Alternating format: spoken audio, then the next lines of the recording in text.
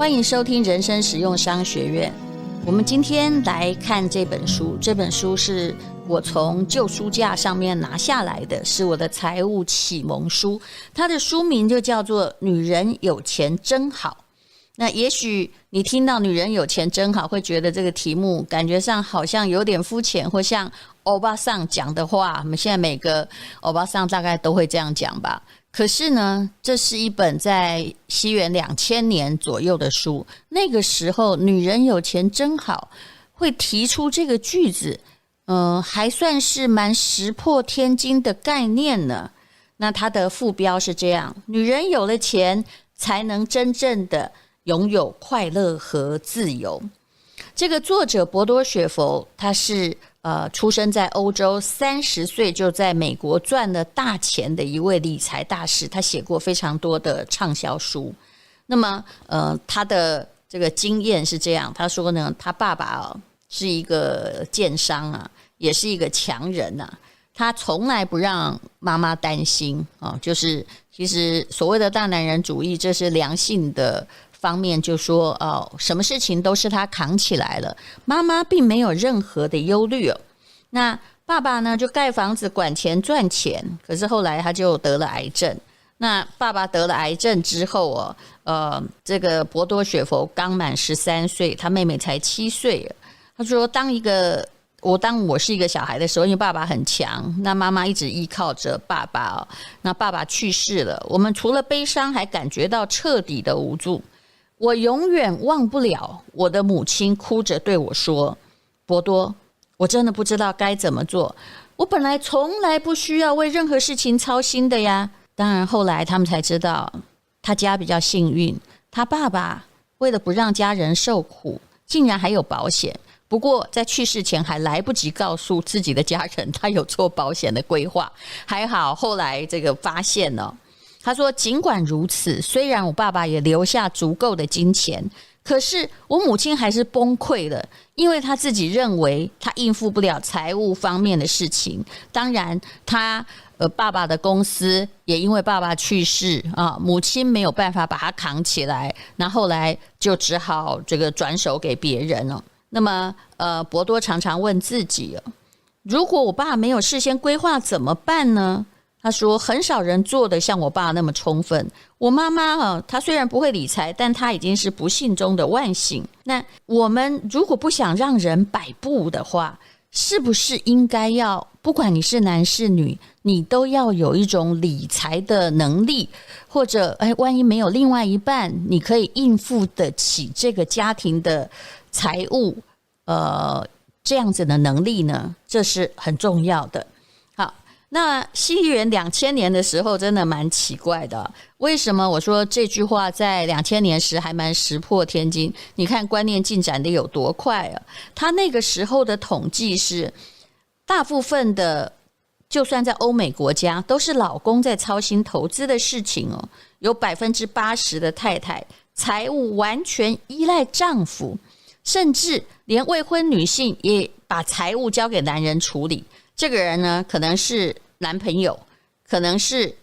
爸爸，可能是他的兄弟。不过常常只要财务不是掌握在自己手里，都会出问题。也许人家本来品格端正也不贪，但是看你完全不管的话，那个钱呢，就是反正去哪儿你也不知道，那么很难帮别人好好的去理财。这个我是有非常充足的经验，所以在2000年的时候呢，我读了这本《女人有钱真好》，决定要去好好理解我跟金钱的关系，而且学会管账。以前呢，我因为我不想跑银行，我觉得很繁琐，所以我把理财的事情都交给别人。然后我也遇到很多人本来都是很善良的朋友，就是说要帮你投资理财，但是我也很快的就发现了，虽然别人很热心，但是我交给别人投资理财的钱不是有去无回，就是回来的实在几乎都没有一个多的尽管那个时候你想想看，2000年的投资只要不要买到那个网络的泡沫，就算你买房子现在也应该赚很多钱了吧。原来自己不理财，这个代价是很重大的。那么女人的理财问题是什么样呢？你听听博多雪佛的说法，你就会觉得他讲的真的蛮有道理的。他说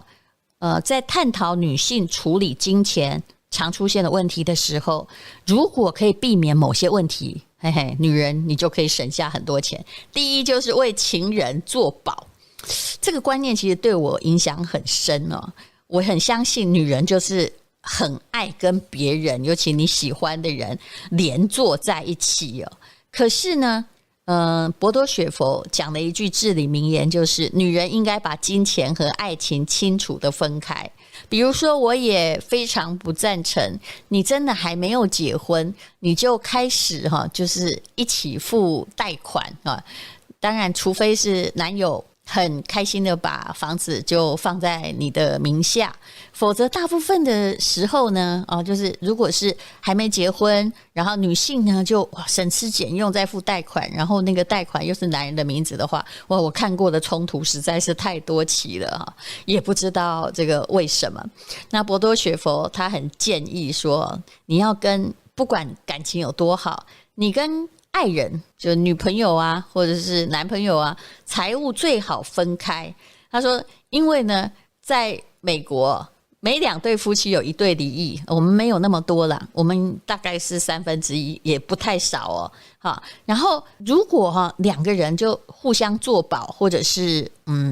就比如说开公司一起啊，然后票嘎不过来啊他说如果万一陷入经济困境的话，2个人都遇上困难这样又有小孩的问题很大都不能动弹，那这种连坐到底有什么样的意义呢他说尤其他所看到的，如果这个当那个担保人为你的情人贷款什么当担保人，我们通常都会签字，对不对？大部分的女性如果是在关系或在感情之中都会签字，可是我如果遇到破产可能，那就是2个蛋一起破，那遭遇更大的亏损，然后就连一个这覆巢之下无完卵，连一个能够留下来这个照顾小孩的经济能力都没有，就是没有退路。但是我的确常常看到丈夫创业，女性呢这个成功的也不少了，但成功就算你运气的确不错，或者是能力很强2个一起创业，其实就是把2个鸡蛋放在同一个篮子里。有时候如果你不是很相信你创业真的会成功的话，那你真的还不如太太保有她原来的工作，那万一有人失败了还撑得下去。好，那第二呢是女人的问题在，其实女人常常会对丈夫赚多少钱一无所知。现在比较好了，在2000年的时候大概有27%的已婚女性，他讲的是在美国的状况对老公赚多少钱毫无所知。我认为在台湾这件事情比较少了，因为如果是老公赚钱养家的话，老婆很难不知道他每个月赚多少钱，因为女人都是量入为出的。但是女性有时候在金钱上比较不坚持，为什么？因为他们希望避免争吵有男人突然去买了一部跑车，明明他有2个小孩，他还买了一部跑车，很多太太会不高兴，但未必敢真正的说话。其实他会觉得，如果你要换车的话，你最好要换房车啊。但其实我是建议你有不高兴就说出来，因为有些男性他还真的不知道你的确对他的花用非常在意。我曾经碰过这样的夫妻，也就是其实太太就是一个很好的人，然后小孩啊念幼稚园啊怎么样这个买衣服啊，家里的水电啊，因为这太太收入蛮高的，她就一直付啊，突然有一天她觉得不对，为什么她老公一直都没有付钱，然后她也不好意思，因为感情不算差嘛，但是孩子也这个念的幼稚园了，这个老公她一直希望这个老公有一天呢有感觉到她是不是也应该负点责任，可是老公显然都没有这个任何的表示。就有一天她当上念小学的时候，这个小孩念私立小学，那个缴起学费来，第一张就10几万。她老公先收到学费单，竟然摆在桌上跟她说：“这个10几万明天要缴。”那时候她就整个火大了，就看着她老公说：“这孩子难道是我生的吗？为什么你1毛钱都不缴？你这么安心？我们家水电费你也从来没缴过啊！”那这个太太是一个，就她家里的教育就是他对金钱比较慷慨，那这个老公呢，就是属于家里从小就教的把钱管得很好哈，比较节俭的那一派。她老公竟然睁大的眼睛看着这个老婆说：“啊，我以为你很喜欢付，都是你付的啊，你早说嘛，我又不是我不付，怎么会把我说成一个小气鬼呢？”这个老公很小气也是没有错的，因为每一个人用钱就是他会觉得你没有跟我开口，我就没有给你嘛。那后来呢，这老公决定他说好，那我把薪水摊开来哈，我虽然薪水没有你多，但是我大概比如说10万块，那不然我也可以付4万好了哈。那这个太太心里还稍微平衡了一点。可是说真的，不是每一个你这么慷慨哈，别人都会感恩，他会觉得你就喜欢付啊。我真的觉得说，这是我看过一个非常离谱的 case 啊。不过2个人哈，如果这其实都是要靠女人的容忍力哦，否则一个人这么慷慨，然后一个人呢一直都吝啬，因为吝啬很容易被解释为我只顾我自己嘛。那这个老公呢，后来万一小孩的学费没付，他觉得我钱多出来了，自己去买一部跑车，你看这老婆生不生气？他应该愤怒已极哦。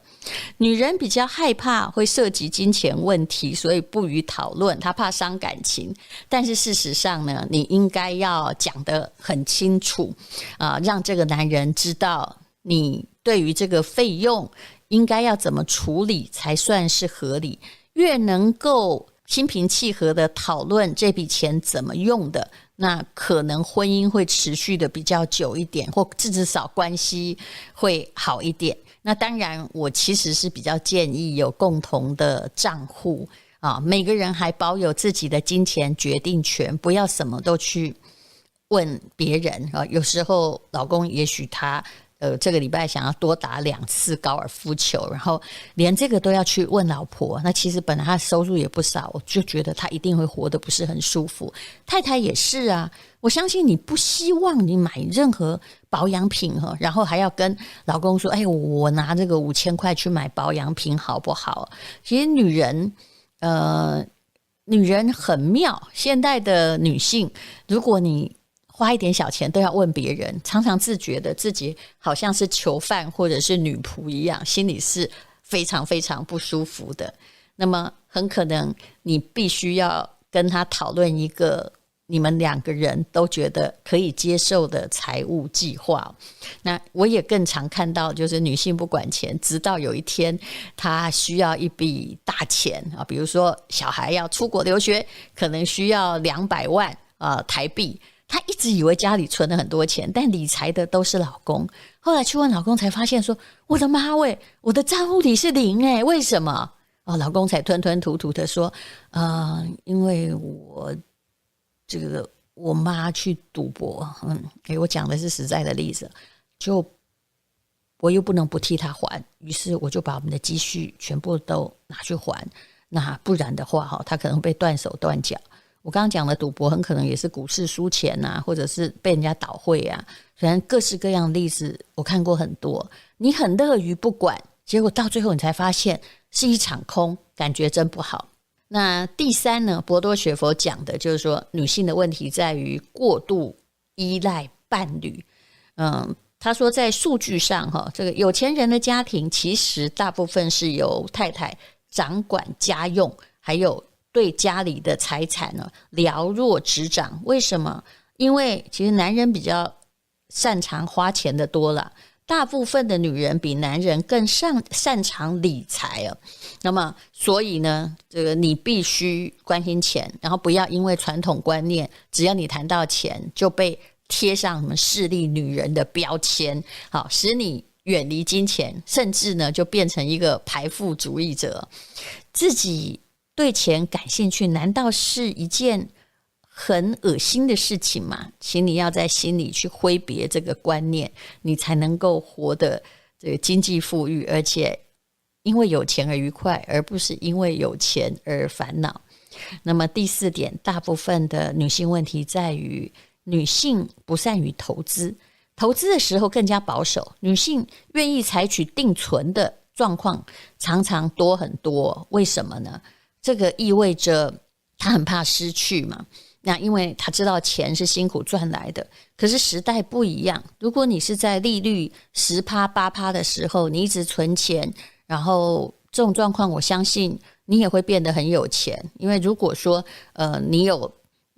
7%多的利息的话，按照之前我们说过的7-2法则，你可能没有多久，大概10年你存100万也会变200。可是现在是低利率时代，低利率时代的通膨不多久它其实不是不多久会来啦，它就是一只灰犀牛。然后美国、日本、欧洲都在印钞票，势必你的金钱的购买力会越来越下降。如果你现在不了解如何把钱放在比较有成长的地方，当然你也不要拼命问别人。我最近好像一直在讲通膨，或者是美国印钞票，引起很大的恐慌。有人来私讯我说，请你教我啊，我现在好不容易存了100万啊，那这个过年呢不是过年，就是过不久这个我小孩可能要去美国，我又不能够失去，那最好还能赚2倍，我应该怎么做呢？我心里想说，我如果知道的话，我自己去投了怎么可能有放诸四海短期内一定会赚钱的方法呢？太急着要有钱常常是人很大的问题你不要听了我们在讲理财，然后你就想要说这笔钱将来的不能损失一定要赚我跟你讲，我觉得神仙也没有办法告诉你，请你自己一定要做功课，否则当你告诉别人说我有100万我几年后一定要变成多少钱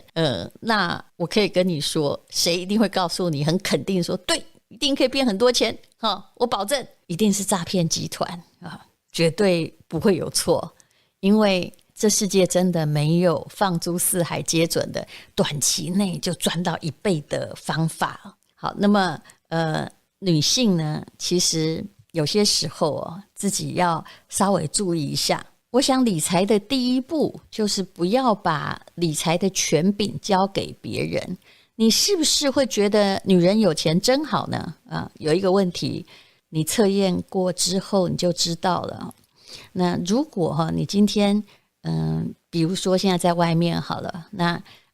你跟老公说，你赶快你给我500块，我现在有急需，那他会跟你讲他会回答说，他给你500之后还问他说，你拿这500要干嘛？请问你会不会不高兴呢？其实很多人是会不高兴，我就会不高兴。也许那时候只是女人都希望并不需要任何理由，然后至少我处理这些小钱不要问别人吧。我这个故事是来自于有一个事业相当成功的女性长辈她说的。她说呢，她自己会努力开创事业，就是因为老公的问话。有一天呢，她也不知道为什么事跟老公要个简单的500块，然后这老公说，那你拿这钱去干什么？这个干什么使她清醒过来她这自尊心很强。她说原来跟别人开口要钱就一直被人家问干什么，但是事实上呢，在婚姻中我为他垫了几万块几千块，我也没有去在他面前炫耀，可是我跟他要500，他就要问我干什么。我永远不想要再跟别人解释我要500块干什么。当然你不必因为这种干什么也许是人家的直觉的一个反应你跟谁要钱他通常都会有这样直觉反应嘛。但是有些时候其实很多婚姻之所以有地雷，往往都是因为这些小事情金钱上的经济上所引起的比如说你对婆家很大方，结果老公对娘家小气的要命你觉得这是不对等关系，这迟早就会变成是某一种地雷。那你好好的去管理你的钱，让钱使你变得健康愉快，利用你的经济的实力，你可能享有更多的自由和决定权。那么钱就是在为你铺路，而不是你的栅栏。谢谢你收听人生实用商学院，我们今天讲的是一本书《女人有钱真好》，有了钱才能拥有真正的快乐和自由，你要好好的审视你跟钱之间的关系。